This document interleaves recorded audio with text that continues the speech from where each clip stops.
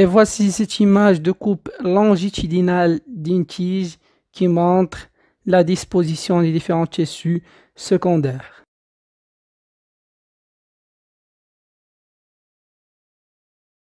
Bonjour les amis, j'espère que vous allez bien. Merci de me rejoindre encore une autre fois dans cette nouvelle vidéo de biologie végétale. Alors, comme vous avez lu dans le titre de la vidéo, aujourd'hui on va traiter le chapitre d'histologie végétale, la partie des tissus secondaires.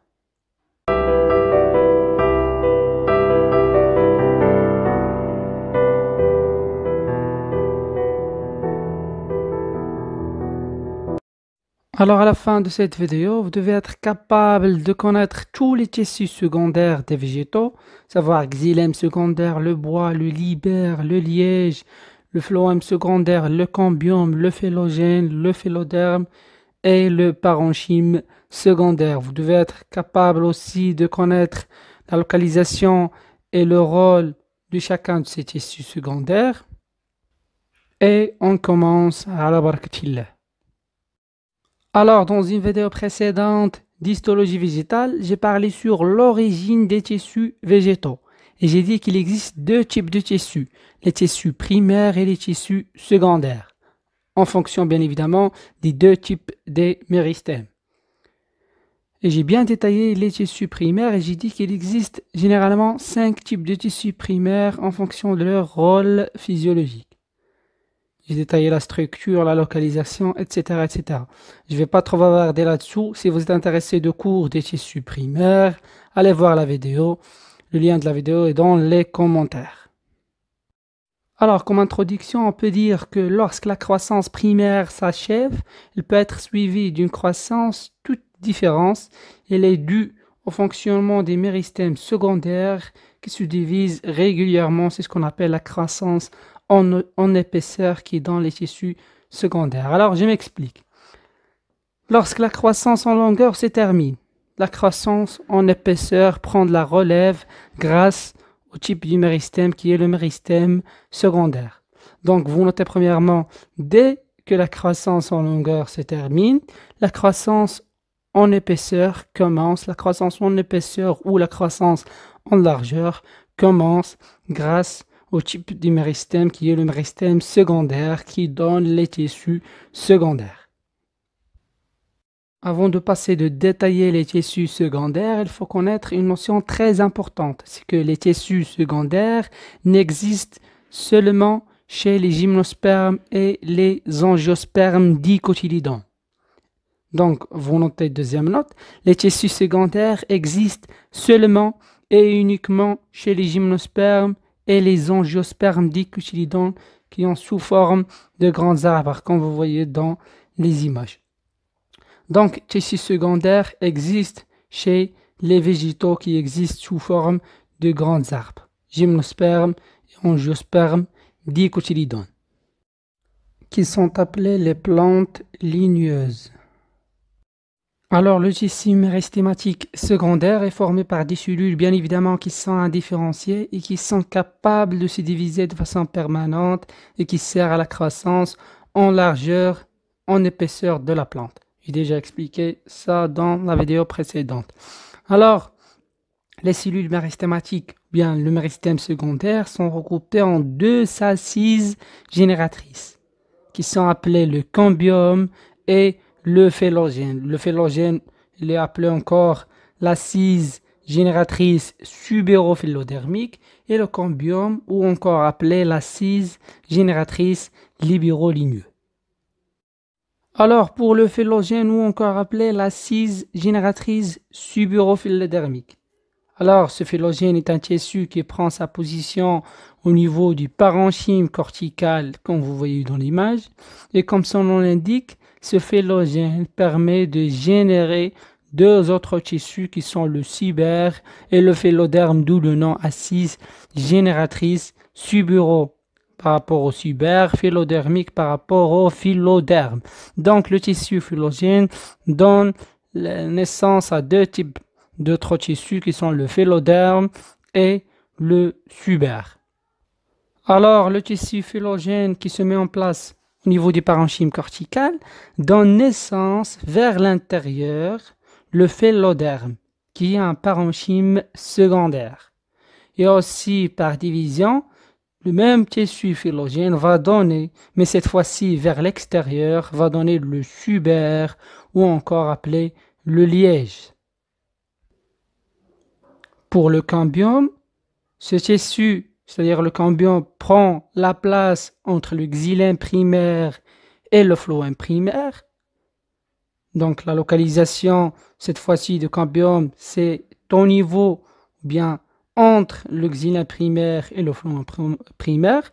Lorsqu'il va y avoir division du cambium, il va donner vers l'intérieur le tissu xylème secondaire, ou encore appelé le bois, et vers l'extérieur, il va donner le libère, ou encore appelé le phloème secondaire, comme vous voyez dans ce schéma-là. Donc je répète, le tissu méristhématique secondaire est constitué de deux assises génératrices qui sont le phylogène et le cambium, ou encore appelé successivement l'assise génératrice subérophylodermique et l'assise génératrice libéroligneux. Le phylogène se localise au niveau du parenchyme cortical et donne naissance à deux types de tissus secondaires.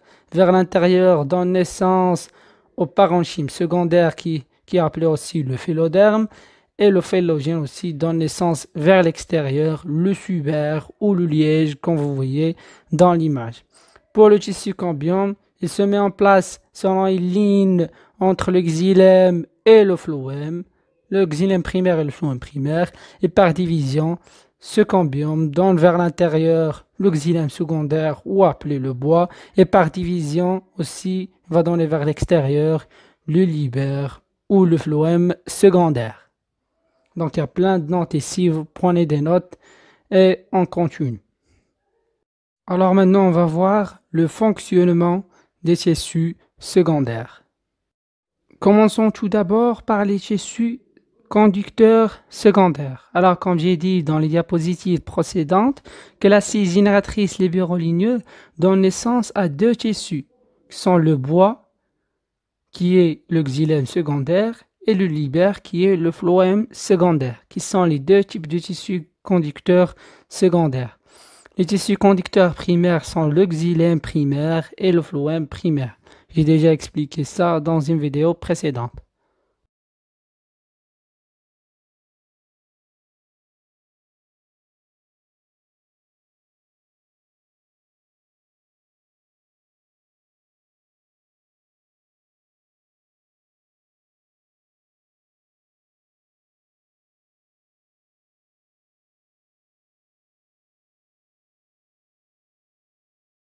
Alors, pour le bois ou le xylème secondaire, ce tissu assure la même fonction du xylème primaire, c'est-à-dire elle assure la conduction de la sève brute depuis les racines vers les feuilles. C'est-à-dire au moment de l'absorption de l'eau et des sels minéraux qui forment la sève brute par les racines, c'est-à-dire les racines absorbent les sels minéraux et l'eau, il intervient à ce moment le bois ou le xylème secondaire pour conduire ce lot et ces sels minéraux depuis les racines vers les feuilles pour le phénomène de la photosynthèse.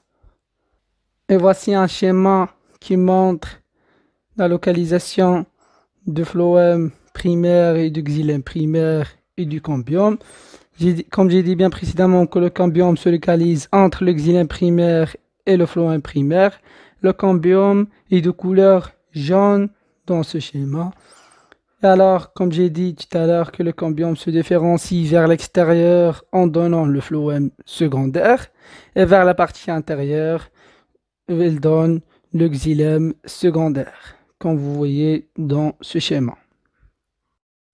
Et le phloème secondaire, ou encore appelé le libère, assure la même fonction des tissus phloème primaire, c'est-à-dire la conduction de la sève élaborée. Cette fois-ci, la sève qui se forme au niveau des feuilles, le phloème secondaire va conduire ou bien va transporter cette sève élaborée depuis les feuilles vers le tout restant de la plante.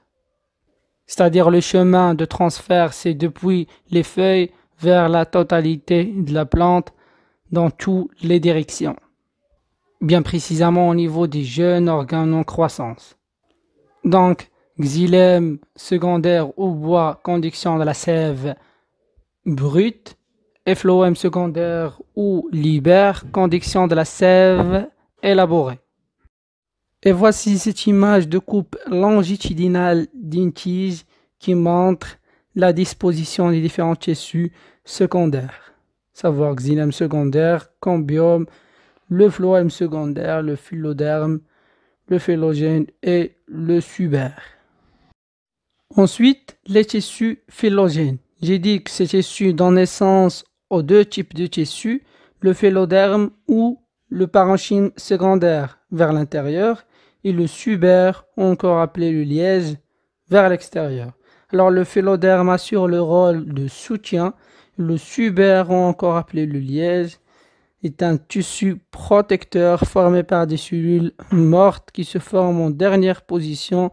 C'est ce qu'on appelle l'écorce qu'on voit sur les arbres.